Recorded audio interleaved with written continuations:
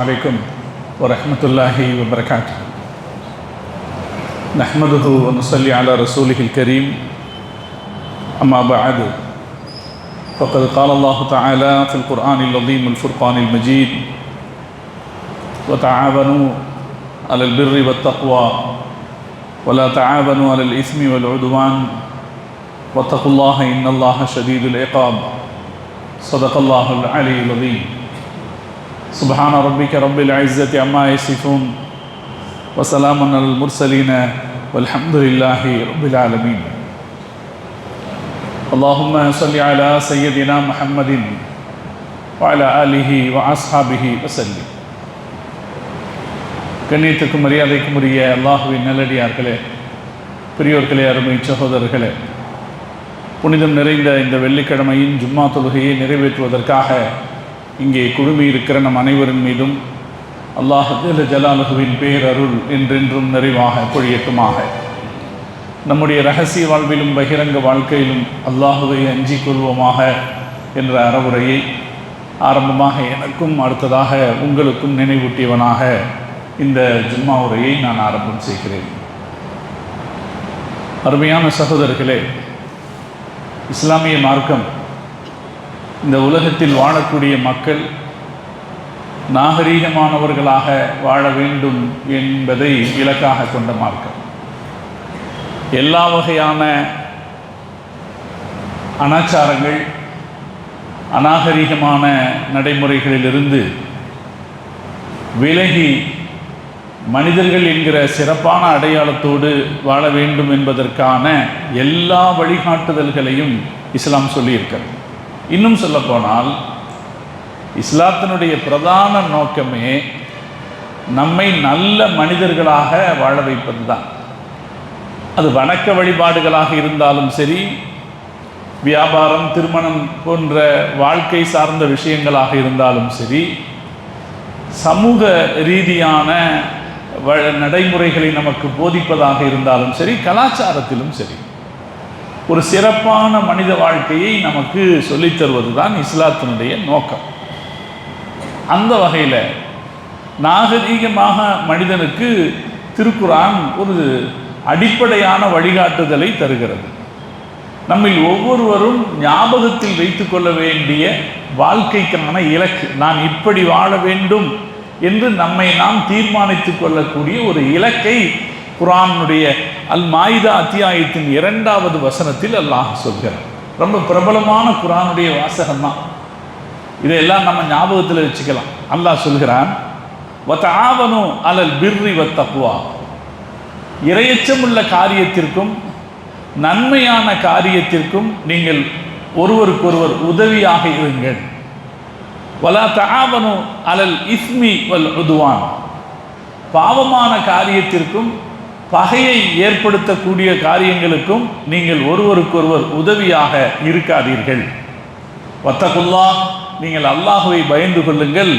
இன்னல்லாஹ ஷதீதுல் இகாப், அல்லாஹு தஆலா மிக கடுமையான தண்டனைகளை தந்து விடுவான் என்று இந்த வசனம் நமக்கு சொல்லுகிறது. மார்க்க அறிஞர்கள் சொல்லுவார்கள், திருக்குர்ஆன் இந்த உலகத்திற்கு சொன்ன சட்ட வழிகாட்டுதல்களில் மிக பிரபலமானது இது. இந்த ஒரு வசனத்தின் கீழே ஏராளமான கருத்துக்கள் பெறப்படுகிறது. மிக பல சட்டங்கள் இதிலிருந்து எடுக்கப்படுகிறது. நாம் எப்படி வாழணும், நம்ம வாழ்க்கை எப்படி இருக்கணும், நம்ம எப்படி தீர்மானிக்கிறோம்னா, நான் இந்த உலகத்தில் என்னை சுற்றி எந்த நல்ல காரியம் நடக்குதோ அந்த நல்ல காரியத்துக்கு நான் உதவியாக இருப்பேன், தீமைக்கு என்னைக்கும் நான் உடன்பட்டு போக மாட்டேன் அப்படின்ற ஒரு உறுதிமொழியை நாம எடுத்துக்கணும். எல்லா சூழ்நிலையிலும், குடும்பமாகட்டும் சமூகமாகட்டும், எல்லா நிலையிலும் நல்ல விஷயத்துக்கு நான் துணையா இருப்பேன், கெட்ட விஷயத்துக்கு நான் துணை போக மாட்டேன் என்கிற உறுதிமொழியை நாம் எடுத்துக்கொண்டால் நாம ஜென்டில்மேன். எல்லா வகையிலும் நாம ஜென்டில்மேன் ஆகிருப்போம். நீங்க யோசிச்சு பாருங்க, இதுல என்னமெல்லாம் செய்திகள் வரும்னு நீங்க புரிஞ்சுக்கணும். இந்த தத்துவத்தை ஞாபகத்தில் வச்சுக்கிட்டா போதும். நாம உதவிகரமானவர்களாக இருக்க வேண்டும். நாம் இடையூறு செய்பவர்களாக இருக்கக்கூடாது. இந்த தத்துவம் மிக பிரதானமானது. இந்த தத்துவத்தின் அடிப்படையிலே நிறைய செய்திகள் வரும். தேவைப்படுபவர்களுக்கு நம்மளால் முடிஞ்சா காசு பணத்தை கொடுத்து உதவி செய்யலாம், உதவி செய்யணும். நம்மளால் முடிஞ்சா உடல் உழைப்பு கொடுத்து உதவி செய்யணும். நம்ம வார்த்தைக்கு ஒரு செல்வாக்கு இருக்குன்னா அந்த செல்வாக்கை பயன்படுத்தி உதவி செய்யணும்.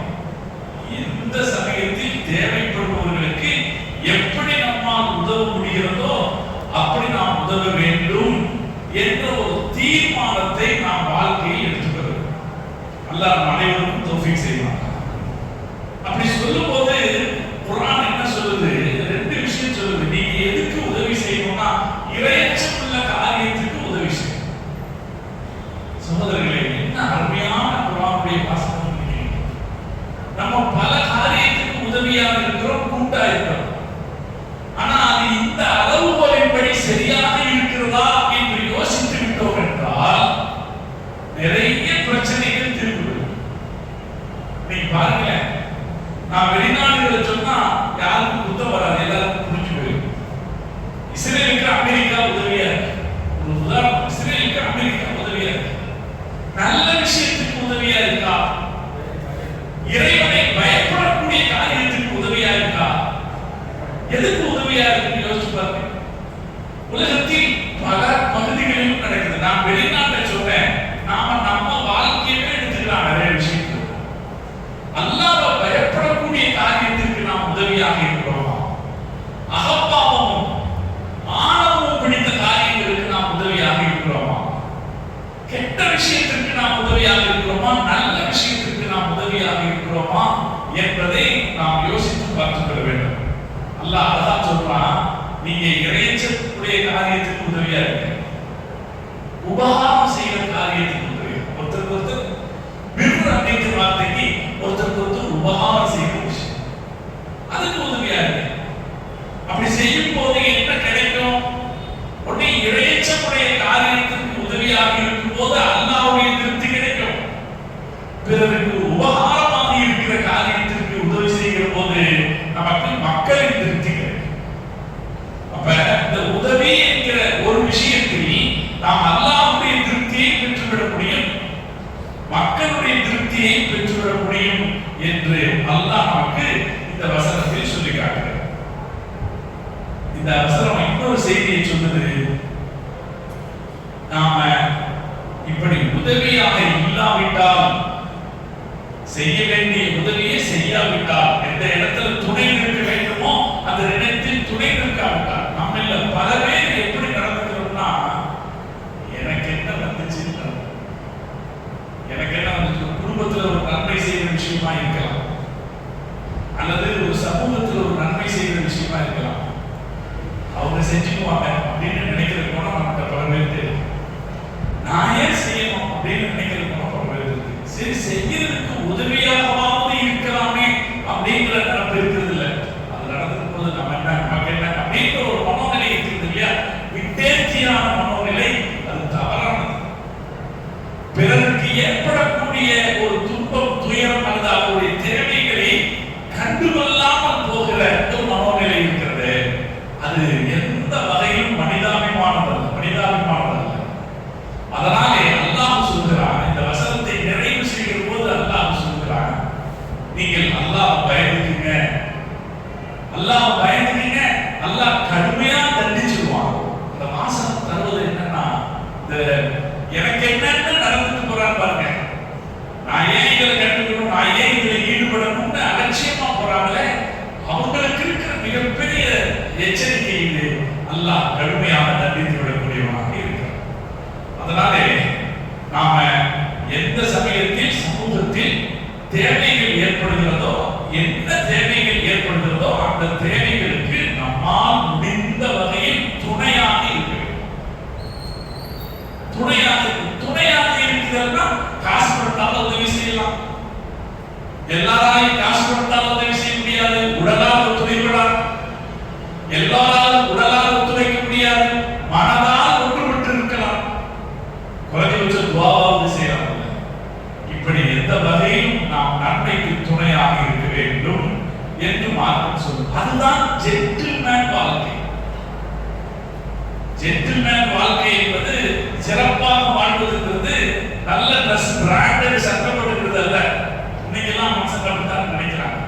பிராண்டட் சட்டை போட்டுட்டு பிராண்டட் பேண்ட் போட்டுட்டா நான் வந்து ஜென்டில் மேன் நினைக்கிறேன். அல்லது ஆடம்பரமா வாழ்ந்துட்டா அது அவங்க எல்லாம் ஜென்டில் மேன் நினைக்கிறேன். பிரம்மாண்டமாக நடந்துக்கிட்டோம்னா பெரிய கார் வசதி அல்லது பெரிய பங்களாக்கள் பிரம்மாண்டமாக உலகத்துக்கு காட்டிட்டோம்னா அதை ஜென்டில் மேன் நினைக்கிறாங்க. நம்ம மார்க்கம் அதே ஜென்டில் மேன் என்று சொல்லவில்லை. யார் ஜென்டில் மேன் தெரியுமா? நம்ம மார்க்கம் சொல்லுது, யாரால சக மனிதனுக்கு நன்மை கிடைக்குதோ அவன் ஜென்டில் மேன். அவன்கிட்ட காசு பணம் இல்லாமல் இருக்கலாம், அவன் குடிசையில் கூடி இருக்கலாம், அவர்களிடத்தில் ஒரு சைக்கிள் கூட இல்லாமல் இருக்கலாம், பாக்கெட்டில் ஒரு 500 ரூபாய் வைத்துக் கொள்வதற்கு கூட தகுதியற்றவர்களாக இருக்கலாம். ஆனால் அவரால் பிறருக்கு நன்மை ஏற்படுகிறது என்றால் அவர் ஜென்டில் மேன்.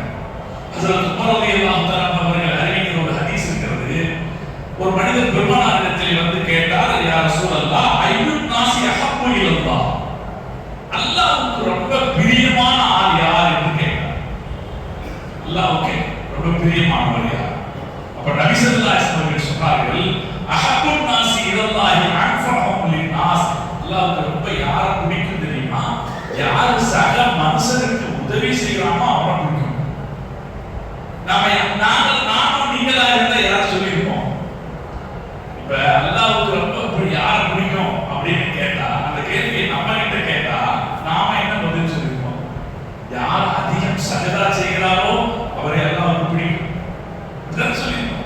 யார் நிறைய நோன்பு வைக்கிறாங்களோ அவர் அல்லாஹ்வுக்கு பிடிக்கும் இப்படி நம்ம சொல்லியிருப்போம்.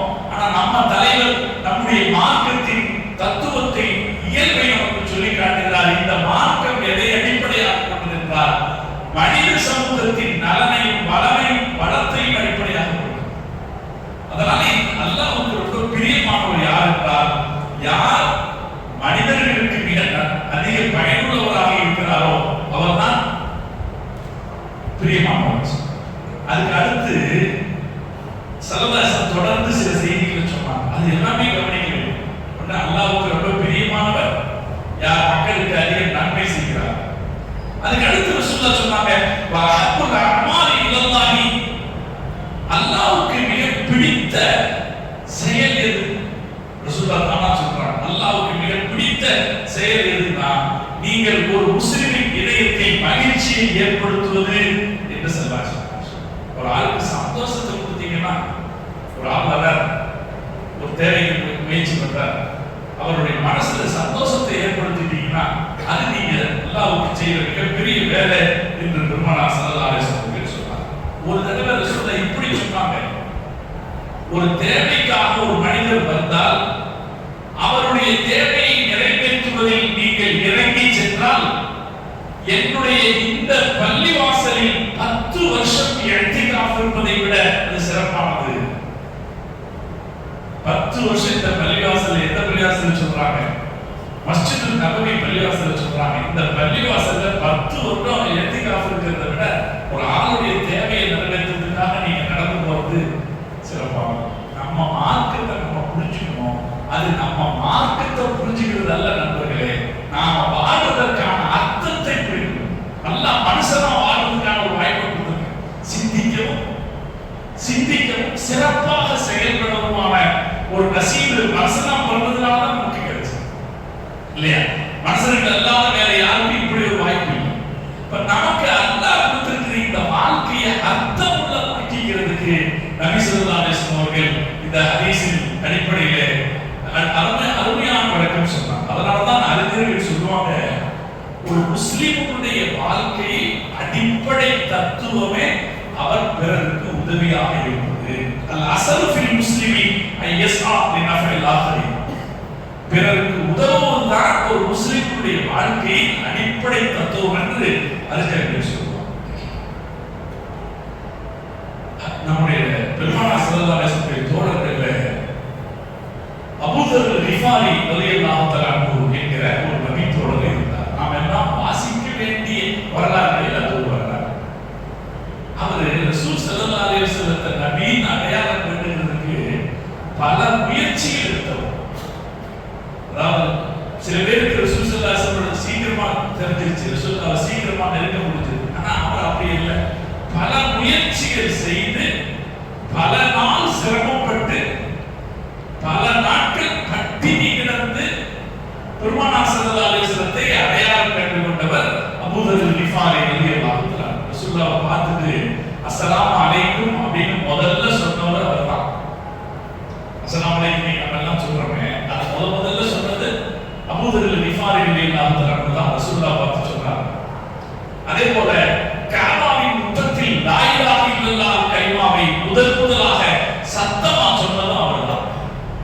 அவரு ரசூலுல்லாஹ் சந்திச்சு இஸ்லாத்தை ஏற்றுக்கிறார். ஏற்றுக்கொண்ட பிறகு பெருமானார் ஸல்லல்லாஹு அலைஹி வஸல்லம் அவர்கள் அவரிடத்தில் அவர் புறப்படுகிற போது பெருமானார் ஸல்லல்லாஹு அலைஹி வஸல்லம் அவர்கள் அவரிடத்தில் கேட்கிறாங்க, ஃபஹல் அன்த முபல்லிகுன் அலா கௌமிக, இப்ப நீ என்ன தீனை என்கிட்ட இருந்து கத்துக்கிட்டியோ அந்த தீனை உன் மக்களுக்கு உன்னால போய் சொல்ல முடியுமா? இவர் ஒரு வகை தலைவர், அவருடைய ரிஃபார் குடும்பத்தில் பிரபலமான ஒரு மனுஷன்.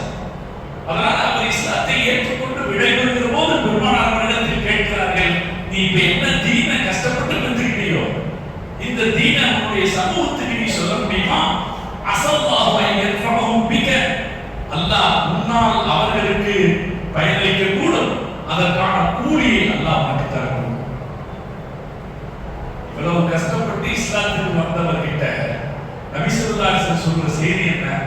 உனக்கு கிடைச்ச நன்மையை நீ அடுத்த மனுஷங்களுக்கு கொண்டு போய் விடு, அது அவங்களுக்கு பயனளிக்கும் என்று சொன்னார்.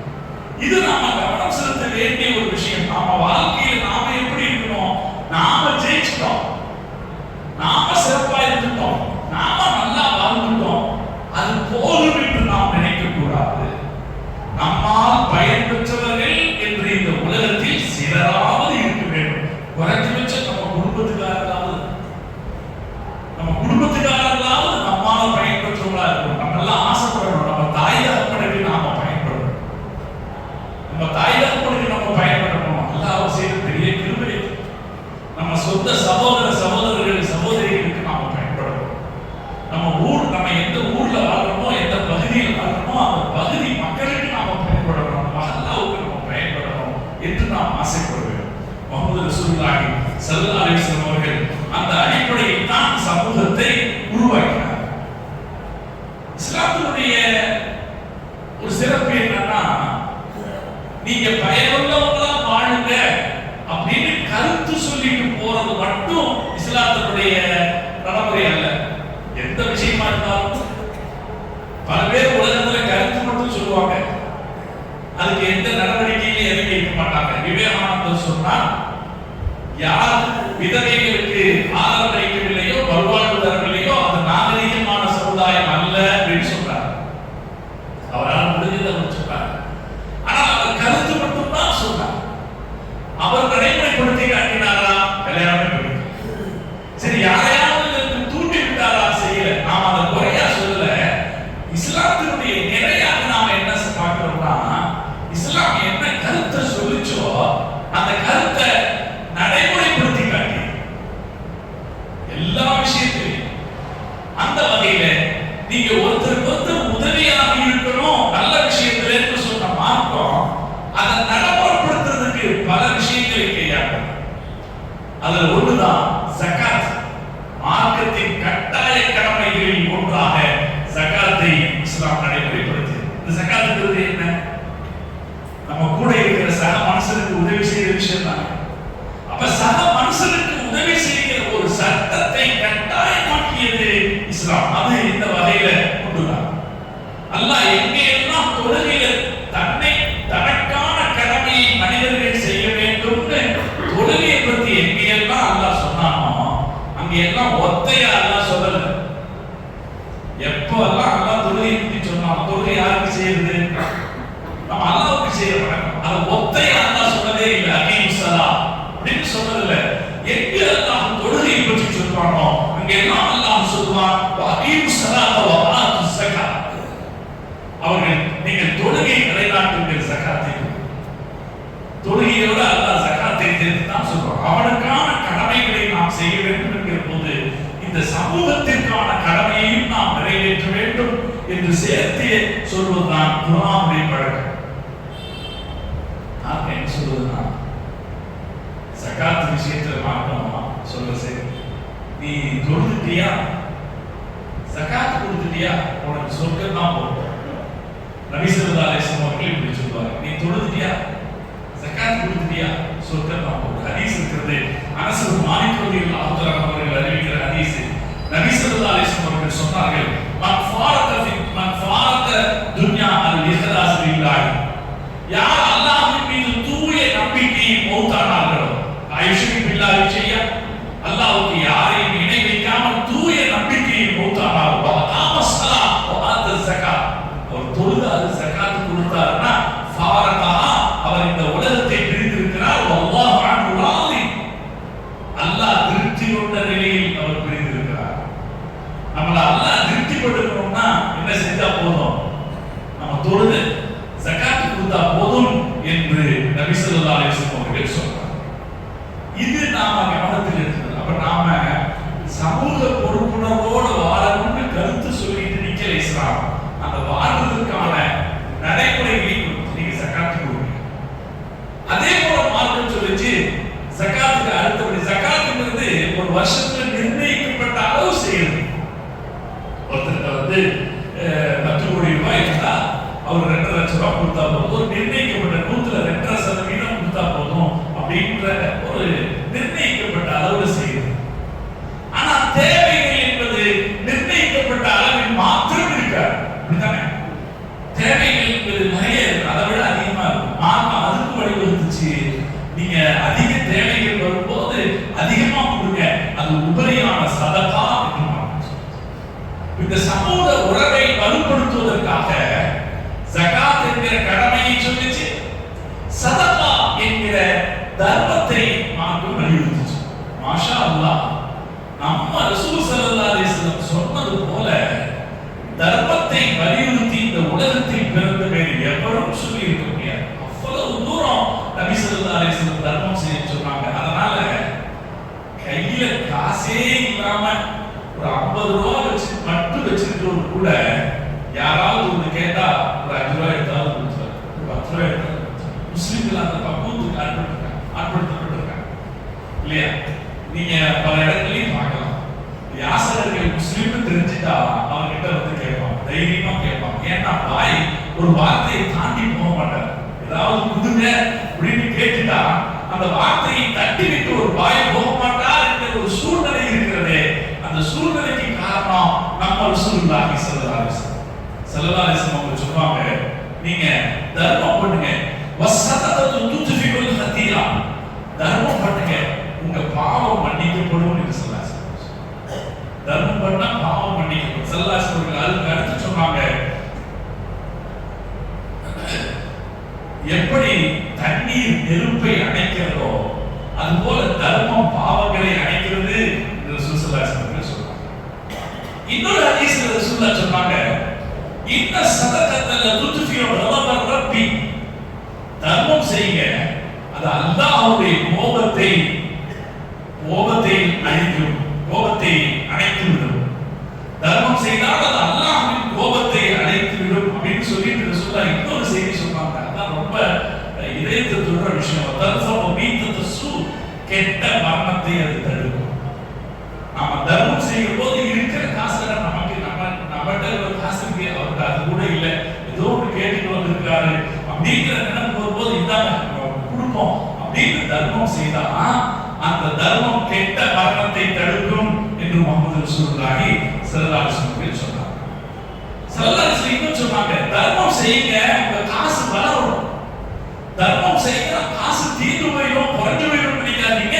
தர்மம் செய்தா காசு வளரும். ரசூலுல்லாஹ் சொன்னாங்க, எப்படா அல்லாஹ் சொன்னதாக ரசூலுல்லாஹ் சொன்னாங்க, அல்லாஹ் சொல்றான், எப்படா மனுஷனே அன்ஃபிக், நீ செலவு செய், உன்ஃபகு அலைக, உனக்கு அல்லாஹ் செலவு செய்வான்.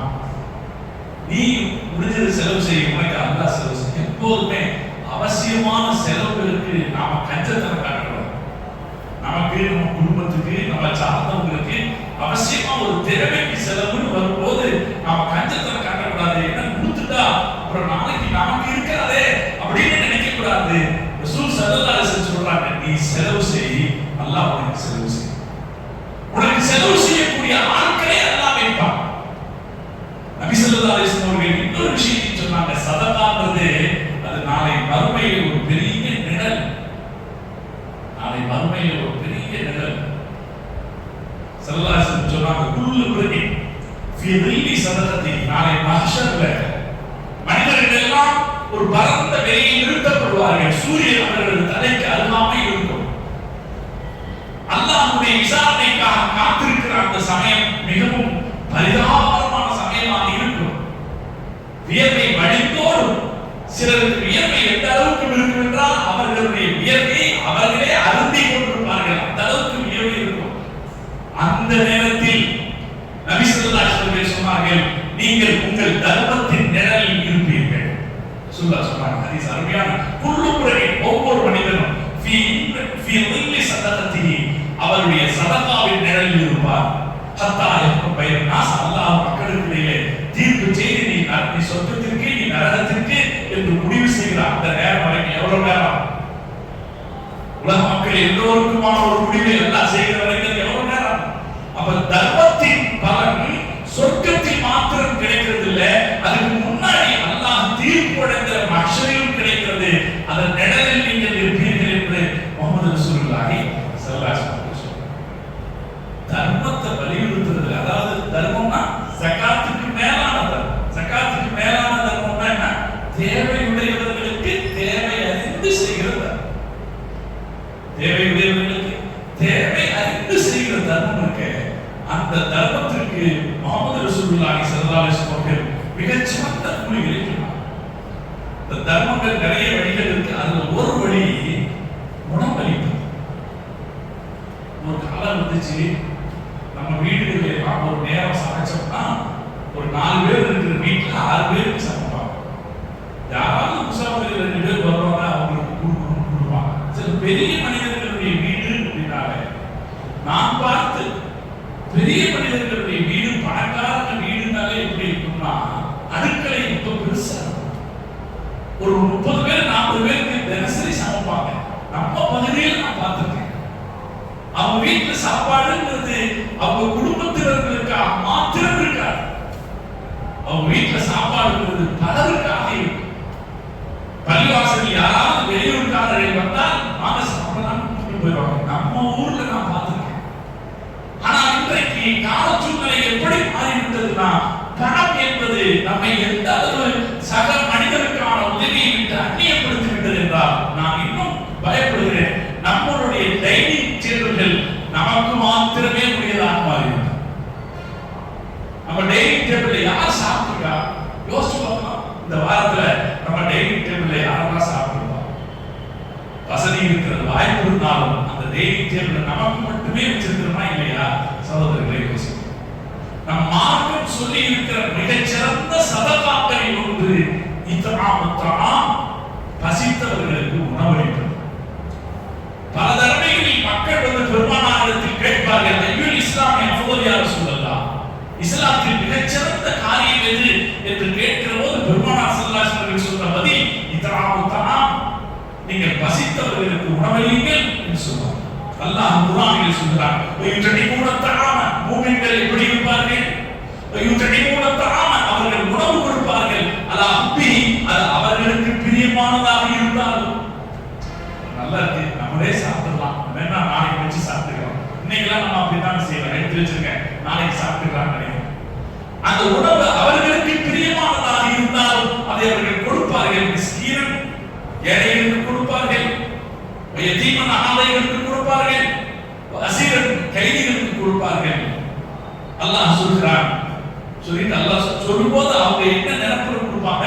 இன்னமா முத்தடிமுட்டு வஜிஹில்லாஹ், அல்லாஹ்வுடைய திருப்திக்காக நாங்கள் கொடுக்கிறோம் என்று நினைப்பாங்க. நம்மளுக்கும் ஜஸாஅன் வலா ஷக்கூரா, நீங்கள் எங்களுக்கு தேங்க்ஸ் எல்லாம் சொல்ல வேண்டாம். உதவி செய்துட்டு நாம ஒரு மனப்பக்குவத்துக்கு வரோம்.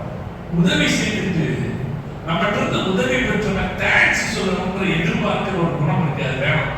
அல்லாஹ் சொல்றான். அவங்க சொல்லுவாங்க, சாப்பாடு கொடுப்பார்கள், கொடுத்து விட்டவர்கள் சொல்வார்கள், நான் உரிதிக்கும் ஜஸாஅன் வலா ஷக்கூரா, நாங்கள் நீங்க எங்களுக்கு இதுக்கு பதிலா என்னமோ செய்யணுமோ அல்லது நீங்க எங்களுக்கு தேங்க்ஸ் சொல்லணும்னா நாங்க எதிர்பார்க்கலன்னு சொல்றோம். இது உணவளித்தலின் சிறப்பை நமக்கு சொல்லுகிறது. ஹதீஸ்ல ஒரு கிராமத்து அரபி பெருமானாரிடத்தில் சொன்னார், அல்லாஹ்வின் தூதரே, அல்லிமினி அமரன் யுதுகிலினியல் ஜன்னா, என்னை சொர்க்கத்திற்குள் கொண்டு சேர்க்கிற ஒரு நல்ல அமலை எனக்கு சொல்லுங்க அப்படின்னு ஒரு கிராமத்து அரபி கேட்டார். அவருக்கு பெருமானார் ஸல்லல்லாஹு அலைஹி வஸல்லம் சொன்னார்கள், ஃபதனில் சாய், பசித்தவருக்கு உணவு கொடு, வஸ்கில் மம்மான், தாகித்தவருக்கு தண்ணீர் கொடு என்று ஸல்லல்லாஹு அலைஹி வஸல்லம். சகோதரர்களை நாம யோசிச்சு பார்க்கிறோம், நமக்கு அதிசயமா இருக்கு நம்ம தலைவர் எப்படிப்பட்டவர்னு. அவர் ஒரு சமய போதகர், இஸ்லாமிய மார்க்கத்தை கொண்டு வந்தவர், அல்லாஹ்வை நோக்கி மக்களை அழைப்பதற்காக வந்தவர். நீ சொர்க்கத்துக்கு போகணும்னா என்ன செய்ய, நீ 1000 ரக்காத் தொழுகைன்னு அவர் சொல்லல. தொழுகணுமா, அதுக்கு மார்க்கம் வலியுறுத்தி இருக்கு. ஆனால் ஒரு சராசரியான ஒரு மனிதன் பெருமானாரிடத்தில் நாம் சொர்க்கத்திற்கு போவதற்கான வழியை சொல்லுங்கள் என்று சொல்லும்போது ரசூல் ஸல்லல்லாஹு அலைஹி வஸல்லம் யதார்த்தமா சொன்ன வார்த்தை என்ன? நீ பசித்திருப்பவருக்கு சாப்பாடு கொடுங்க, தாகமா இருப்பவருக்கு தண்ணீர் கொடுங்க என்று சொன்னாங்களே. இந்த மார்க்கத்தின் மனோ இயல்பு எப்படிப்பட்டது என்பதை நாம் புரிந்து கொள்வதற்கான ஒரு வாய்ப்பு. எனவே உணவளிப்பது என்பது சிறந்த தர்மம். ஸல்லல்லாஹு அலைஹி வஸல்லம் இந்த வகையில் சொன்னாங்க, இத்தக்கும் நான் வளவு விஷயத்தை தமிழத்தில் உங்களுக்கு ஒண்ணுமே இல்லை, ஒரே ஒரு பேரிச்சம்பழம் அப்படின்னா அந்த பேரிச்சம்பழத்தை பாதியை பொறுத்தர் வர்றாரு. அந்த நேரத்தில் ஏதாவது சாப்பிட கிடைக்குமான்னு கேட்டா அந்த பேரிச்சம்பழத்தை பாதியை பிச்சு கொடுத்துருங்க, அல்லாஹ் உங்களை நரகத்திலிருந்து பாருங்க. இத்தக்கும் நான் நீங்கள் நரகத்தை விட்டு தவிர்த்து கொள்ளுங்கள், வளவு விஷயத்தை தமிழத்தின் ஒரு பேரிச்சம்பழத்தின் துண்டை கொண்டாவது. இந்த மார்க்கம் அந்த சாப்பாடு கொடுக்கிறதுக்கு சொன்ன முக்கியத்துவம் எப்படிப்பட்டது? ரசூல் ஸல்லல்லாஹு அலைஹி வஸல்லம் இன்னொரு ஹதீஸில் சொன்னார்கள், கியாருக்கும் மன் அத்ராம தஆம், யார் உங்களில் தாம், உங்கள் யார் நல்லவர் தெரியுமா? யார் சாப்பாடு கொடுக்கிறாரோ அடுத்தவங்களுக்கு அவர்தான் நல்லவர் என்று பெருமானார் ஸல்லல்லாஹு அலைஹி வஸல்லம் சொன்னார்கள். இன்னொரு ஹதீஸ் இருக்கிறது, அனஸ் ரலியல்லாஹு தஆலா அவர்கள் அறிவிக்கிற ஹதீஸ். ஸல்லல்லாஹு சொன்ன ஹதீஸ்கள் ரொம்ப பிரபலமான ஹதீஸ். பக்கத்து வீட்டுக்காரர் பசியோடு இருக்க வயிறு நிரம்ப சாப்பிடுகிறவர் மூமினாக இருக்க முடியாதுன்னு ரசூலுல்லாஹ் சொன்ன ஹதீஸ் பிரபலமான ஹதீஸ். அந்த ஹதீஸ் தபரானியில் வருகிறது.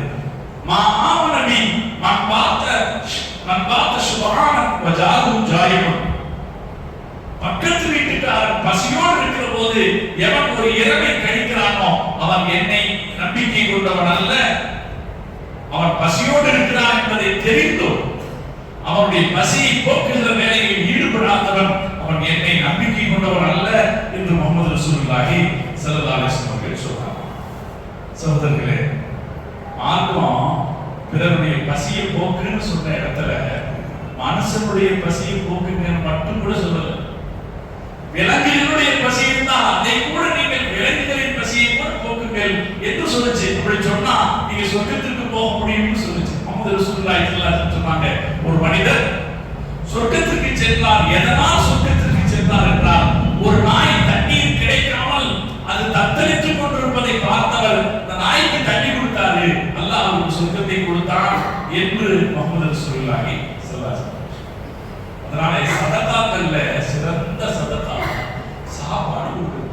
பசிச்சவங்களுக்கு சாப்பாடு, பசிச்சவங்க இருக்காங்களா இல்லை, பசிச்சவங்க ஊர்வலத்தில் இருக்காங்க. இன்னைக்கு யாரை கேட்டாலும் நம்ம என்ன சொல்லிடுறோம்னா, எங்கிட்ட பக்கீர்களுக்கு சாப்பாடு கொடுத்தா சாப்பாடு போட்டுட்டு போயிடுறாங்க. சாப்பாடு போட்டு நிறைய பேருக்கு, கொஞ்சம் பேர் தான் வர்றாங்க, அவங்களுக்கு எல்லா இடத்துலயும் சாப்பாடு கிடைக்குது, சாப்பாடு போட்டுட்டு போயிடுறாங்க, அதனால சாப்பாடு. அப்படி இல்லை, பசித்தவர்கள் பல பேர் இருப்பாங்க. நம்முடைய குடும்பத்தில் சில பேர் இருப்பார்கள், நல்ல சாப்பாடு முடியாதவர்களாக. ஏன் நம்ம அவங்களுக்கு ஒரு நேரம் ஒரு பிரியாணி வச்சு கொடுக்க கூடாது? இந்த நேரத்துல இருப்பாங்களா? இல்லை, பிரியாணி சாப்பிட முடியாதவர்கள், ஒரு நல்ல சிக்கன் சாப்பிட முடியாதவர்கள் இருப்பாங்க, ஒரு நல்ல ஹோட்டல்ல போய் சாப்பிட முடியாத அனாதைகள் குடும்பத்தில் இருப்பார்கள் என்றால், தாய் தகப்பன் இல்லாதவங்க இருப்பாங்கன்னா, நாம ஒரு ஹோட்டலுக்கு கூட்டிட்டு போகும்போது அவங்களையும் சேர்த்து கூட்டிட்டு போலாமே, அவங்களுக்கு சாப்பாடு கொடுக்கலாமே. அப்படி கொடுப்பதும் இந்த வகையில் நடக்கும். எனவே சாப்பாடு கொடுக்கிறதுங்கிறது ஒரு கஷ்டமான விஷயமோ அது ஒரு வீணான விஷயமாகவோ நாம நினைக்க கூடாது. அதற்கான வழிவகைகளை நாம் தேடி செல்ல வேண்டும். நம்ம அந்த மார்க்க வலியுறுத்திய வலியுறுத்திய சதகா என்கிற தர்மங்களில் ஆகச்சிறப்பான சகோதரர்களே, பட்டினி என்பது மிகப்பெரிய கொடுமை. மனுஷன் சாப்பாடு கிடைக்காம பட்டினியா இருக்கிறான்றதுக்கு அது மிகப்பெரிய கொடுமை. பட்டினியால் என்ன நடக்கும்? உயிர் வாழ்வதற்கு மக்கள் போராடுவார். இன்னைக்கு காசா இன்றைக்கு உலகத்தின் மிகப்பெரிய ஒரு பேசு பொருளாக இருக்கிறது. கடந்த பல மாதங்களுக்கு முன்னால் இஸ்ரேல் காசாவின் மீது கொடூரமான விமான தாக்குதலை நடத்தி குண்டுகளை வீசி, ஏராளமான குண்டு உலக போர்களின் போது வீசப்படாத அளவுக்கு குண்டுமலைகளை வீசி அந்த மக்களை வாழ்விடங்களே இல்லாதவர்களாக மாற்றியது இதுவரைக்கும் பேச்சா இருந்துச்சு. இப்ப என்ன பேச்சுன்னா, இஸ்ரேல் காசாவில் இருக்கிற மக்களை பட்டினி போடுகிறது. கடந்த ஒரு வாரம் முழுக்க இதுதான் உலக அளவில் மிகப்பெரிய பேச்சு. 21 லட்சம் மக்கள் பட்டினி கிடக்கிறார். பட்டினி என்பது, பட்டினி போடுவது என்பது சாதாரணமான விஷயம் அல்ல. பட்டினியால் என்ன விபரீதம் நடக்கும்? உயிர் வாழ்வதற்கு போராடுவது. நமக்கு ஒரு நேரம் வண்டியில போறோம், ஒரு சரியான ஹோட்டல் 1 மணி நேரம் கிடைக்கலன்னா என்ன பரபரப்படுத்துறது? ட்ரெயின்ல போகும்போது சமயத்தில் கோயம்புத்தூர் ஸ்டேஷன்ல ஒரு சாப்பாடு வாங்க மறந்துட்டோம்னு வைங்களேன், அந்த பல ஸ்டேஷன்களுக்கு சாப்பாடு கிடைக்காம போயிடும், வாங்க முடியாம போயிடும். நம்ம நிக்கிற இடத்துல சாப்பாடு விற்கிறவங்க கிடைக்காம போயிடுவோம். அப்போ ஒரு அளவாய்ப்பு பாருங்க, அந்த அளவாய்களை யோசித்து பாருங்க. அறவே சாப்பாடு கிடைக்காத போது, ஒரு நாள் அல்லது பல நாள் சாப்பாடு கிடைக்கலங்கிற போது மக்கள் உயிர் வாழ்வதற்கு எப்படி போராடும்? அதே போல அப்படி நிற்கிற போது ஒரு மரணம் வரும் இல்லையா? சாப்பாடே சாப்பிடாம போகும்போது ஒரு மரணம் வரும் அல்லவா? அந்த மரணம் எவ்வளவு கொடூரமானது! நோயால் இறந்து போவது அல்லது திடீர்னு இறந்து போது, ஹார்ட் அட்டாக் வந்து இறந்து போவது, அது ஒரு பக்கம். சாப்பாடு கிடைக்காம ஒருத்தர் இறந்து போறான்னா அந்த மரணம் எவ்வளவு கொடூரமானது! நம்ம பார்த்துருப்போம். உலகத்துல ரொம்ப ஃபேமஸான ஒரு போட்டோ இருந்துச்சு. ஒரு அந்த போட்டோவுக்கு உலகத்தினுடைய புகழ்பெற்ற புகைப்படத்துக்கான புலிட்சர் விருது கொடுத்தாங்க. என்ன போட்டோம்னா, சோமாலியாவில் ஒரு ஆள் சுற்றுப்பயணம் பண்றாரு. ஒரு குழந்தை சாப்பாடு கிடைக்காம பசியில பண்ற குழந்தை எலும்பும் தோலுமா ஒட்டி, அந்த குழந்தைய ஒரு பருந்து தூக்கி போகுது. உயிருள்ள குழந்தை ஒரு பருந்து தூக்கி கொண்டு செல்வதை ஒரு புகைப்படம் எடுத்தார். உலக மக்கள் பார்த்தவர்கள் எல்லாம் கலங்கி போனார்.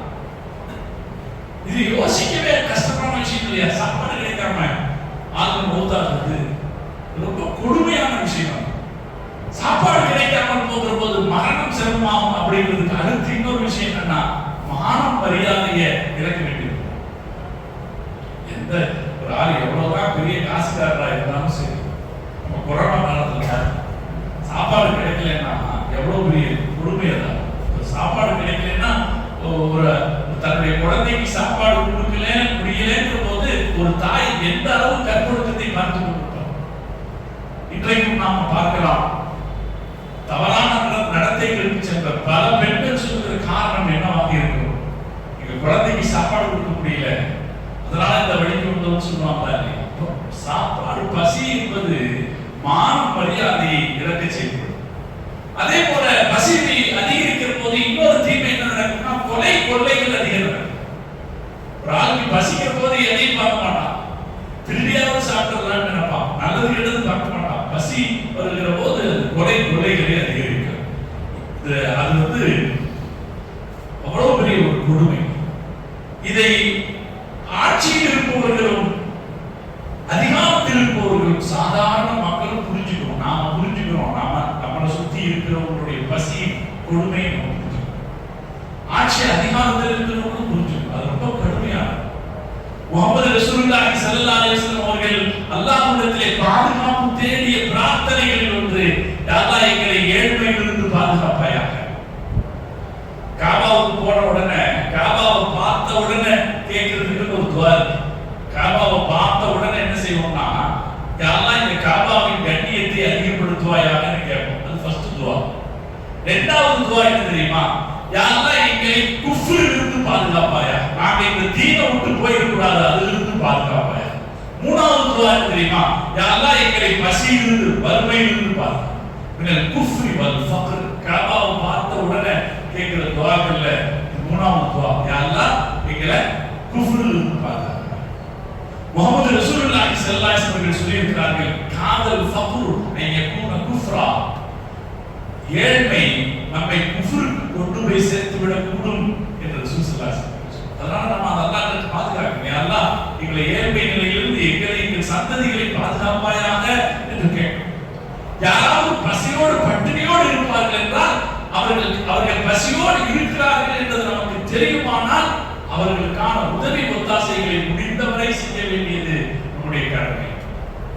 அந்த கடமையை செய்ய தவறிவிட்டால், ஒருவேளை எப்படி பசித்திருப்பவர்கள் குடும்பத்தை சார்ந்தவர்களாக இருப்பார்கள் என்றால் அல்லாஹ்விடத்தில் அதற்கு நாம் பதில் சொல்ல முடியாது. சொல்லுவோம் அல்லாஹ்விடத்தில் போய் நாம் பதில் என்னால் எனக்கு தெரியல என்று நாம் பதில் சொல்ல முடியாது. அதை கவனிக்க வேண்டிய கடமை நமக்கு இருக்கிறது. ஹஸரத் உமர் ரலியல்லாஹு அன்ஹுடைய காலத்துல ஒரு பெரிய பஞ்சம் இருக்கும். ஹிஜ்ரி 18வது வருஷம் ஆமுர் ரமதா அப்படின்னு சொல்லுவாங்க. பெரிய பஞ்சம், மழை பெய்யல தொடர்ச்சியா. அதனால தானியங்கள் கிடைக்கல. மக்கா மதீனா ஹிஜாஸ் எல்லாம் கடுமையான பஞ்சம். காசு வச்சிருந்து காசையா சாப்பிட முடியும்? உணவுப் பொருட்கள் வேண்டுமா இல்லையா? உணவுப் பொருட்கள் கிடைக்கல. ஹஸரத் உமர் ரலியல்லாஹு அன்ஹு அவங்க அந்த காலகட்டத்தில் என்ன செஞ்சாங்கன்னா, உடனே வெளிநாடுகளுக்கு அவருடைய கட்டுப்பாட்டுக்கு இருக்கிற எகிப்துக்கு வந்தாங்க. அதெல்லாம் ரொம்ப தூரத்தில் இருக்கிற நாடுகள், 1000 மைல்களுக்கு அப்பால் இருக்கிற நாடுகள். பரவாயில்ல, அந்த ஆள் அனுப்பி அங்க இருக்கிற கவர்னர்களுக்கு சொல்லி உங்க ஊர்ல இருக்கிற உணவு தானியங்களை அனுப்பி வைங்க அப்படின்னா முதல்ல அதுக்கு ஏற்பாடு செய்தாங்க. உணவுப் பொருட்கள் வந்து கொண்டு வந்து சேர்வதற்கு ஏற்பாடு செய்தாங்க. அப்படி உணவுப் பொருட்கள் வருகிற போது அதை முன்னின்று அவர்கள் கண்காணிப்பில் பங்கு வைத்தார்கள். ஏன்னா எங்கே எல்லாம் பசி இருக்குதோ அங்கே எல்லாம் திருட்டு பழக்கமும் கொள்ளையடிக்கிறதும் அதிகமாகும். ஆனா சில பாதிப்புக்குள்ள உள்ளான தகுதி படைத்தவர்களுக்கு போய் சேராம போயிடும். ஹஸரத் உமர் ரலியல்லாஹு அன்ஹு அவர்கள் வெளிநாடுகளிலிருந்து தானியங்களை வரவழைத்தார்கள், கொண்டு வர செய்தார்கள், எல்லாருக்கும் பங்கு வச்சாங்க. அவங்க வீட்டுல தனியா சாப்பிடுறாங்க. ஹஸரத் உமர் ரலியல்லாஹு தன்னுடைய காலகட்டத்தில் அவர்கள் அன்றைய பஞ்ச காலத்தை எப்படி எதிர்கொண்டார்கள் என்பதில் இருக்கிற ஒரு அதிசயமான விஷயம். அவங்க வீட்டுல தனியா சாப்பிடுறாங்க. ஏன்னா ஆட்சித்தலைவர் தாங்க, அவருக்கு நிறைய கிடைக்கும் இருக்குமா இல்லையா? அவர் வீட்டுல தனியா முதல்ல அவர் நல்லது சாப்பிடல. அவர் நல்லதை தேர்ந்தெடுத்து சாப்பிடவில்லை. எது சிறப்பானதோ அதை தேர்ந்தெடுத்து அவர் சாப்பிடல. இரண்டாவது, அவர் தனியா சாப்பிடல, மக்களோடு உட்கார்ந்து தான் சாப்பிட்டார். அதுக்கு அடுத்தவர்கள் செஞ்சார், யாராவது திருடிட்டா திருட்டுக்கு கையை வெட்டும் என்கிற தண்டனை இருக்கிறது, அந்த தண்டனை இப்போது நிறுத்தி வைக்கப்படுகிறது சொன்னார். ஏன்னா அந்த பசி இருக்கிற காலம், அந்த காலத்துல ஏதாவது நடந்துச்சுன்னா தண்டனை நிறுத்தி வச்சாங்க. அதே போல வறுமை போகணும்னு மக்களோட சேர்ந்து ஒரு துவா செய்தார். ஏன்னா வறுமை, மக்களுடைய வறுமையை தன்னுடைய நிலையாக அவர் எடுத்துக்கொண்டார். மக்களோடு சேர்ந்து அவர் துவா செய்தார். அதுக்கப்புறம் அவர் செஞ்ச வேலை, சூயஸ் கால்வாய்னு ஒரு கால்வாய் இருக்கு. உலகத்தில் கப்பல் போக்குவரத்துக்கு ரொம்ப முக்கியமான ஒரு கால்வாய், ஒரு அதிசயமான ஒரு கால்வாய். இந்த சூயஸ் கால்வாய் எல்லாம் வருவதற்கு முன்னதாக ஹஸரத் உமர் ரலியல்லாஹு அன்ஹு அவர்கள் அவர்களுடைய ஆட்சி காலத்தில், அதாவது ஹிஜ்ரி 20 நாம கணக்கு பண்ணிக்கலாம், 1400 வருஷங்களுக்கு முன்னாலாகவே எகிப்து நாட்டின் கவர்னராக இருந்த அம்ர் இப்னு ஆஸ் ரலியல்லாஹு அன்ஹு உத்தரவிட்டாரு, நீங்க நைல் நதி வழியாக நைல் நதி வழியாக கப்பல்கள் செங்கடலுக்கு வந்து சேர்வதற்கான வாய்ப்பாடுகளை விட்டுங்கள். ஏன்னா உணவுப் பொருட்களை கொண்டு வருவதாக இருந்தால் தரைமாற்றமாக கொண்டு வரும்போது தாமதமாகும், அது நடக்கக்கூடாதுன்னா கடல் வழி வேணும். அதனால அவர் சொன்னாரு, நீங்கள் செங்கடலிலிருந்து தரைமாற்றமாக உணவுகள் வந்து சேர்வதற்கு, செங்கடலுக்கு வந்து சேர்வதற்கான ஒரு கால்வாயை விட்டுங்கள் என்று உலகத்திலேயே இந்த திட்டத்திற்கு முதலாக ஆலோசனை சொன்னவர் ஹஸரத் உமர் இப்னு கத்தாப் ரலியல்லாஹு தஆலா. இதுதான் ஒரு நாகரீகமிக்க மனிதனுடைய இயல்பான ஒரு திட்டமாக, நடவடிக்கையாக இருக்க வேண்டும். ஆனால் இன்னைக்கு என்ன நடக்குது? உலகத்தின் பேர் அதிகாரம் படைத்த ஆட்சியாளர், வலிமை படைத்த பணக்காரர்களால், மிகப்பெரிய அளவில் பண வசதி படைத்த ஆட்சியாளர், காசா நகரத்தில் இருக்கிற 21 லட்சம் மக்கள் பல நாட்களாக தண்ணீரை தவிர வேறு உணவில்லாமல் கஷ்டப்படுகிற போது அவர்களுக்கு உதவாமல் இருக்கிறார்கள்.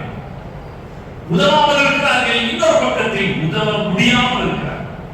நாம் பத்திரிகைகளை படிக்கிற போதே நெஞ்சமெல்லாம் அல்லாஹ் குர்ஆனில் சொல்றான், யார் சாப்பாடு கொடுக்கலையோ அவன் தான் ரொம்ப கெட்டவன். பசிச்சவங்களுக்கு சாப்பாடு யாரு கொடுக்கலையோ அவன் ரொம்ப கெட்டவன். அவனுக்கு மதமே கிடையாது. அரைத்தல்லதி யுகதில் பித்தி, தீன் இல்லாதவர்கள் யார் தெரியுமா? நாத்திகன் யார் தெரியுமா? அல்லாஹ் கேட்கிறான். நாத்திகன் யார் தெரியுமா? கடவுளை நம்பாதவன் யார் தெரியுமா? அரைத்தல்லதி யுகதில் பித்தி, கடவுளை நம்பாதவன் யார் தெரியுமா? ஃபதாலிகல்லதி யதுல் யதீம், யார் அனாதைகளை விரட்டுகிறானோ, வலா யஹது அலா தமாமில் மிஸ்கீன், ஏழைகளுக்கு உணவளிக்க தூண்டவில்லையோ அவன் கடவுளை நம்பாதவன், கடவுளை நம்பாதவன். அப்போ பசிச்சவங்களுக்கு சாப்பாடு கொடுக்கிறவன் அவனுக்கு இறைபக்தி உள்ளவனே கிடையாது, அவனுக்கு மதமே கிடையாது. அவன் மதமே கிடையாதுன்னு அவனுக்கு இதயமே கிடையாது. இன்னொரு ஹதீஸ் இருக்கிறது, நபி ஸல்லல்லாஹு அலைஹி வஸல்லம் சொன்னார்கள், ஸலாத்துல்லாஹி யுகல்லிமுஹுல்லாஹு வலா யன்துரு இலைஹிம் யௌமல் கியாமா. 3 பேரை அல்லாஹ் நாளை மறுமையில் பேச மாட்டான் அவர்களோடு, அவர்களை அல்லாஹ் பார்க்கவும் மாட்டான். 3 பேர் யாரெல்லாம்? ஸல்லல்லாஹு அலைஹி வஸல்லம் சொன்னார்கள், வலஹும் அஸாபுன் அலீம், அவர்களுக்கு கடும் தண்டனை இருக்கிறது. யாரெல்லாம் என்று சொல்லும்போது ஸல்லல்லாஹு அலைஹி வஸல்லம் சொன்னார்கள், ரஜுலுன் மனஅ ஃபضل மாஇ, அவரிடத்தில் இருக்கிற தண்ணீரை பிறருக்கு தராமல், தாகத்தோடு வருகிறவர்களுக்கு தான் மிச்சமா நிறைய தண்ணி வச்சிருக்கான், தண்ணியை வச்சுட்டு தாகத்தோடு வராதவர்களுக்கு தராதவன் இருக்கிறானே, அவனோடு அல்லாஹ் பேசவும் மாட்டான், அவரை பார்க்கவும் மாட்டான். அல்லாஹ் அன்றைய தினம் சொல்வான், நாளை மறுமையிலே அல்லாஹ் சொல்வான், அல் யௌம அம்னஅக ஃபضலி, நீ உலகத்தில் வாழ்கிற போது பக்கத்து வீட்டுக்காரனுக்கு தண்ணீர் கொடுக்க மறுத்தாயல்லவா, நான் இன்றைக்கு உனக்கு என்னிடமிருந்து எந்த நன்மையும் தரமாட்டேன் என்று அல்லாஹ் சொல்லிவிடுவான் என்று முஹம்மது ரசூலுல்லாஹி ஸல்லல்லாஹு அலைஹி வஸல்லம் சொன்னார். சகோதரர்களே, இப்படி இவ்வளவு கொடுமையான இந்த வேலை இஸ்ரேல் நாடு தொடர்ந்து எந்த வகையான கூச்சமும் இல்லாமல் தொடர்ந்து நிகழ்த்தி கொண்டிருக்கிறது. தொடர்ந்து லட்சக்கணக்கான மக்களை தொடர்ந்து அவர்கள் பட்டினி போட்டுக் கொண்டிருக்கிறார்கள். கடந்த ஒரு வார காலமாக அந்த பட்டினி இன்னும் அதிகரித்திருக்கிறது. பிபிசி சொல்லுது, பிபிசியுடைய செய்தியை படிச்சு பார்த்தீங்கன்னா சொல்லுது, காசாவில் மனிதாபிமான நிலைமை இதுவரை இல்லாத ஒரு மோசமான நிலையை எட்டியிருக்கிறது.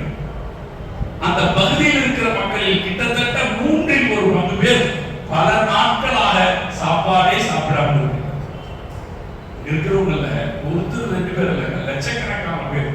பிபிசியுடைய அறிக்கையின்படி 3/1 அப்படின்னா கிட்டத்தட்ட ஒரு 7-8 லட்சம் பேர் சாப்பாடே இல்லாமல் இருக்கிறாங்க பல நாட்களாக. அதுக்கு அடுத்து சுமார் 90,000 குழந்தைகள் மற்றும் பெண்கள் ஊட்டச்சத்து குறைபாட்டால் தொடர்ந்து அவதிப்பட்டுக் கொண்டிருக்கிறார்கள். நல்ல பால் கிடைக்கணும், சத்தான உணவு கிடைக்கணும் பெண்களுக்கும் குழந்தைகளும்.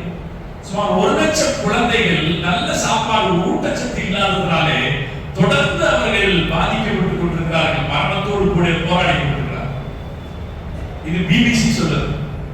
அல் ஜஸீராவை நீங்க திறந்து பார்த்தீங்கன்னா நாம அழுகாம மூட முடியாது, அவ்வளவு செய்திகளை அல் ஜஸீராவுடைய இணையதளம் சொல்லுது. நான் சில செய்திகளை உங்களுடைய கவனத்துக்கு கொண்டு வருகிறேன். இப்ப காசால யாராவது ஒருத்தர் சந்திச்சுட்டாங்கன்னா அஸ்ஸலாமு அலைக்கும் அப்படின்னு சொன்னதுக்கு அடுத்து என்ன கேட்கிறாங்களா, டிட் யூ ஈட் டுடே, எது சாப்பிட்டீங்களா என்று கேட்கிறாங்க. சொல்லு, இன்னைக்கு உள்ள சூழ்நிலை, டிட் யூ ஈட் டுடே. இந்த பத்திரிகை தலைப்பே எப்படி போட்டிருக்கு, இன்றைக்கு காசாவின் மக்களின் குரலாக, did you eat today, voice of Gaza speaks struggles. இன்றைக்கு உயிருக்கு போராடி கொண்டிருக்கிற அந்த மக்களுடைய குரலாக, இது உங்களுக்கு சாப்பாடு கிடைச்சதா என்ற கேள்வி இருக்கிறது என்று சொல்லுங்க. இங்க சமீப காலத்துல 2 நாளா நீங்க ஒரு வீடியோ வைரல் ஆகி வருவதை நீங்கள் பார்த்திருக்கலாம். WHO என்கிற உலக சுகாதார அமைப்பினுடைய தலைவர் சொல்லுகிறார், மே 21ஆம் தேதியிலிருந்து ஜூலை 27ஆம் தேதி வரை, மே ஜூன் ஜூலை இதுல எத்தனை நாள், 2 மாசம், மே 21ஆம் தேதியிலிருந்து ஜூலை 27ஆம் தேதி வரை உணவு கிடைக்காததால் 1026 பேர் பட்டினியால் இருந்திருக்கிறார்கள். சாப்பாடு இல்லைன்னு பட்டினி. ஒரு சின்ன பகுதி, ஒரு பெரிய நாடு காசா என்பது ஒரு சின்ன பகுதி, சின்ன நிலப்பரப்பு. அந்த சின்ன நிலப்பரப்புக்குள் 1000 பேர் பட்டினியால் இருந்திருக்கிறார்கள் என்றால் அது எவ்வளவு பெருசு. நம்ம தமிழ்நாட்டில எல்லாம் நம்ம ஊர்ல ஒரு இடத்துல பட்டினி சாவு ஏற்பட்டுட்டாலே அது மிகப்பெரிய பிரச்சனை. உலக சுகாதார அமைப்பின் தலைவர் சொல்கிறார், 1026 பேர் மே 21 இருந்து 27 ஜூலை வரை உணவு கிடைக்காமல் பட்டினியாக இருக்கிறார்கள். இதில் 5 வயதுக்கும் குறைவான குழந்தைகள் அதிகமாக இருக்கிறார்கள். 5 வயசுக்கு குறைவான குழந்தைகள் இருக்கிறார்கள். இஸ்ரேலிய அரசு இப்ப காசா நகரத்தின் மீது பட்டினி தாக்குதலை நடத்தி கொண்டிருக்கிறது. அந்த ஊர்ல பாம்பு போட்டு லட்சக்கணக்கானவங்களை ஊனமாக்கிடுச்சு. இதுவரைக்கும் இஸ்ரேல் நடத்திய தாக்குதல்ல 1,34,105 பேர் மோசமாக ஊனமடைந்திருக்கிறார். 1,35,000 பேர் ஊனமடைந்திருக்கிறார். அப்படி ஊனமடைந்தவர்களில் 40,500 பேர் குழந்தைகள். யோசிச்சு பாருங்க நன்மை.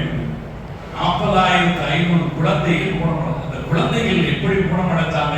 இந்த தாக்குதல்ல தப்பி அந்த தாக்குதலுக்கு போனா, இந்த தாக்குதல்ல உறவுக்காரங்க 2 பேர் இறந்து போயிட்டாங்க, அந்த தாக்குதல்ல உறவுல மீதி இல்லாம இறந்து போயிட்டாங்க, இந்த தாக்குதல்ல அந்த குழந்தையுடைய வலது கால் போச்சு, இந்த தாக்குதல்ல அந்த குழந்தையுடைய கை போச்சு என்றெல்லாம் வரக்கூடிய அந்த செய்திகளை படிக்கிற போது இதயம் உள்ளவர்கள் யாரும் ரத்த கண்ணீர் வடிக்காமல் இருக்கும். அவன் தொடர்ந்து சொல்றான், தினசரி 10 குழந்தைகள் அவர்கள் ஊனமடைகிறார். தினசரி 10 குழந்தைகள் இஸ்ரேலின் தாக்குதல் ஊனமடைகிறார். இதெல்லாம் தாக்குதலாக நடக்கிறது. இந்த தாக்குதலையும் எங்க நடந்தது? பல இடங்களில் இஸ்ரேலிய அரசுக்கு சார்பான உதவி நிறுவனங்கள், இஸ்ரேலியும் சில பேர் இருப்பாங்களா இல்லையா, அவங்க உதவி செய்யணுங்கிற இடத்துல உதவிகள் வழங்குவதற்காக வருகிற போது அந்த இடத்தில் மக்கள் கூடி நிற்கிறார்கள். அப்படி கூடி நிற்கிறவர்களை சுட்டுக் கொள்கிறது இஸ்ரேலிய அரசு. 2 மாசத்துல மட்டும் 800 பேர் இப்படி நிதி பெறுவதற்காக, உணவுப் பொருட்களை பெறுவதற்காக வந்தவர்கள் 800 பேர் படுகொலை செய்யப்பட்டிருக்கிறார்கள் என்று அல் ஜஸீரா சொல்லுது. இப்படி எல்லாம் ஒரு பக்கம் உணவு வாங்க வந்தவங்களை கொலை செய்யறது, குண்டு போட்டு கொலை செய்யறது எல்லாம் ஒரு பக்கம் இருந்தாலும், அதற்கு மேல இஸ்ரேலுக்கும் ஈரானுக்கும் இடையில ஒரு ஒப்பந்தம் நடந்தது. அந்த ஒப்பந்தம் என்ன சொல்லுது? காசாவை தாக்கக்கூடாது என்கிற ஒரு செய்தி இருக்கு. காசாவை தாக்குமானால் ஈரான் அதற்கு பதிலடி தரும் ஒரு செய்தி இருக்கு. அதற்கு மேல உலக நாடுகளுடைய கண்காணிப்பும் நிறைய இருக்கு. அப்பால அந்த மக்கள் எவ்வளவுதான் குண்டு வீசினாலும் காசாவுக்கு போக மாட்டேங்கிறாங்க. அதனால அவர்களுக்கு பட்டினி என்கிற தண்டனையை பல மாதங்களாக தொடர்ந்து கொடுத்தோம். இது பரிதாபம் என்ன என்றால், காசா நகரத்தை சுற்றி நூற்றுக்கணக்கான ட்ரக்குகளில் உணவு இருக்கு. பக்கத்தில் ஒரு எல்லை திறந்து விடப்பட்டால் அவர்களுக்கான அத்தியாவசியமான உணவுகளும் மருந்துகளும் கிடைத்துவிடும் என்கிற நிலையிலும் கூட உணவுகளை அனுமதிக்காமல் அவர்கள் தடுத்திருக்கிறார்களே, பல்லாயிரக்கணக்கான மக்கள் பட்டினி கிடக்கிறார்கள். செய்தி சொல்லுது, நீங்கள் இப்ப இருக்கிற சூழ்நிலையில பெரிய கோடீஸ்வரராக இருந்தா கூட உங்களுக்கு 1/2 துண்டு ரொட்டி கிடைக்காது. Even if you have millionaire in Gaza right now, you won't find bread, you won't find a bag of rice or a can of milk. Markets are empty. நீங்க கோடிக்கணக்கில் காசு வச்சிருந்தாலும் ஒரு பை அரிசி உங்களால வாங்க முடியாது, ஒரு பாட்டில் பால் உங்களால வாங்க முடியாது. காரணம், கடைகள் எல்லாம் காலியாக இருக்கிறது என்று அந்த செய்தி சொல்லுகிறது. அதுக்கப்புறம் அவங்க சொல்றாங்க, எங்களுக்கு ஒரு சிங்கிள் எக், ஒரு முட்டை கூட கிடைக்கல. we can't find a single egg, ஒரு முட்டை கூட எங்களுக்கு கிடைப்பதில்லை. குழந்தைகள் அழுகுறாங்க. அந்த அழுகும் போது ஏதாவது வாங்கி கொடுக்கலாம்னா, முந்தைய காலத்தில் $2 விற்ற ஒரு பொருள் இப்ப $250 விற்கும். $2 விற்ற ஒரு பொருள் $250 விற்கிற போது தாய்மார்கள் கதறுகிறார்கள். பசிக்கு அழுகிற எங்கள் குழந்தைகளுக்கு விலைவாசி ஏற்றத்தை பற்றி நாங்கள் எப்படி சொல்லிக் கொண்டிருக்கிறோம்? ஒரு அம்மா கதறாங்க, பசிக்கு எங்கள் குழந்தை அழுகிற போது நாங்கள் விலைவாசி அதிகமாக இருக்கிறது என்று எப்படி எங்களால் சொல்லிக்கொள்ள முடியும்? ஒரு கட்டுரையின் தலைப்பே என்ன சொல்றது? ஜஸீரால காசாவில் வாழ்வதை விட மரணிப்பது லேசானது, வாழ்வதை விட காசாவில் மரணிப்பது லேசானது. ஒரு கொடூரமான பட்டினி போருக்கு காசா மக்களை இஸ்ரேலிய அரசு தள்ளி இருக்கிறது. நாம் சிந்திச்சு பார்க்கிறோம். கொஞ்சம் சாப்பிட முடியாம போகுமானால் அது எவ்வளவு பெரிய கஷ்டம்னு சிந்திச்சு பார்க்கிறோம். அந்த மக்களுடைய பரிதவிப்பை, அவர்களுடைய மிக மோசமான வாழ்க்கை சூழலை எண்ணி பார்க்கிறோம். இவ்வளவு நடக்கிறது. உலகத்தின் பெரும் தலைவர்கள் அதை வேடிக்கை பார்த்துக் கொண்டிருக்கிறார்கள். அவங்களால செய்யக்கூடிய வேடிக்கை பார்த்துக் கொண்டிருக்கிறார்கள். இந்த ஒரு சூழ்நிலை மிக கொடூரமானது. இந்த சூழ்நிலையில நாம என்ன செய்ய முடியும்? நாம என்ன செய்ய முடியும்னா துவா செய்யுங்க. அல்லாஹ் கேட்கும். நாம செய்ய என்னங்க இது துவா என்னங்க ஒரு பெரிய தீர்வாகவும் நாம யோசிக்க கூடாது. வேறு எந்த காரியமும் செய்ய முடியாத சூழ்நிலையில இதை நாம உணரணும். இப்படி இருக்குது காசாவின் நிலைமை என்று நாம் உணர வேண்டும். உணர்ந்து நாம பக்குவப்படுத்திக்கிறோம். பட்டினியில் இருக்கிறவங்களுக்கு எங்கேயும் நான் உணவு கொடுப்பேன் அப்படின்னு ஒரு தீர்மானத்தை முதல்ல எடுத்துவோம். இரண்டாவது, காசாவில் பட்டினியால் கடக்கூடிய மக்களுக்காக நாம துவா செய்யணும். சோசியல் மீடியாக்களில் யார் இருந்தாங்கன்னா அவங்க இந்த செய்தியை பரப்பலாம். எனக்கு உலகத்தின் கவனத்திற்கு அது போய் சேரும். காசாவில் மக்கள் பட்டினியால் உயிர்களை இழந்து கொண்டிருக்கிறார்கள் என்று போகணும். ஆனா சோசியல் மீடியால செய்தி போடும்போது எச்சரிக்கையா இருக்கணும். நாம தேவையில்லாத வம்புல போய் சிக்கிக்கூடாது. தேவையில்லாத வன்முறை வார்த்தைகளை, கோபப்படுகிற வார்த்தைகளை சொல்லி அனாவசியத்துக்கு வம்புல போய் சிக்கக்கூடாது. அது ஒரு பிரயோஜனமும் கிடையாது. இந்த செய்தியை உலகத்துக்கு கொண்டு போய் சேர்ப்பதில் நம்மால் ஏதாவது செய்ய முடியும் என்றால் அப்படி ஒரு வேலையை செய்யலாம். ஏன்னா இன்னைக்கு சமூக ஊடகங்கள் ரொம்ப முக்கியமான ஒரு பங்கு வகிக்குது. அந்த செய்யணும். நாம் எல்லாரும் துவா செய்யணும். தனிமையிலும் துவா செய்யணும். இப்படி மக்கள் காசா என்கிற நேரத்தில் லா இலாஹ இல்லல்லாஹ் சொன்னதற்காக, லா இலாஹ இல்லல்லாஹ் சொன்னதற்காக இவ்வளவு கொடுமைகளை அனுபவிக்கிற அந்த மக்களுக்கு யா அல்லாஹ் இனியும் பொறுத்துக் கொள்ள முடியாது, நீ உன்னுடைய கருணையை சீக்கிரம் காட்டிவிடு என்று அல்லாஹ்விடத்தில் என்று சொல்லிட்டு கண்ணீர் விட்டு நாம் மனமுறையை கேட்போம். நிச்சயமாக அல்லாஹ் மிக சீக்கிரத்தில் இதற்கு ஒரு தீர்வை தந்து விடுவான். உலகத்தின் ஆட்சியாளர்களின் இதயத்தை அல்லாஹ் திறந்து விடுவான். அல்லாஹ் அதற்கு ஹிதாயத்தை தர வேண்டும் என்று நாம் துவா செய்வோம். காசு வைத்திருக்கிற ஆட்சியாளர்கள் இந்த மக்களுக்காக இறங்குகிற ஒரு மனோநிலைக்கு வர வேண்டும் என்று நாம் துவா செய்வோம். அந்த துவா நிச்சயம் ஒரு நல்ல மாற்றத்தை ஏற்படுத்தும். அல்லாஹ் தஆலா காசாவின் மக்கள் பசியிலிருந்து வெகு சீக்கிரத்தில் விடுபடவும், சுதந்திர காற்றை அவர்கள் சுவாசிக்கவும் அல்லாஹ் வெகு சீக்கிரத்தில் தௌஃபீக் செய்து புரிவானாக என்று துவா செய்து நிறைகிறேன். வாஹ் தஅவானா அல்ஹம்துலில்லாஹி ரப்பில் ஆலமீன். அஸ்ஸலாமு அலைக்கும் வரஹ்மத்துல்லாஹி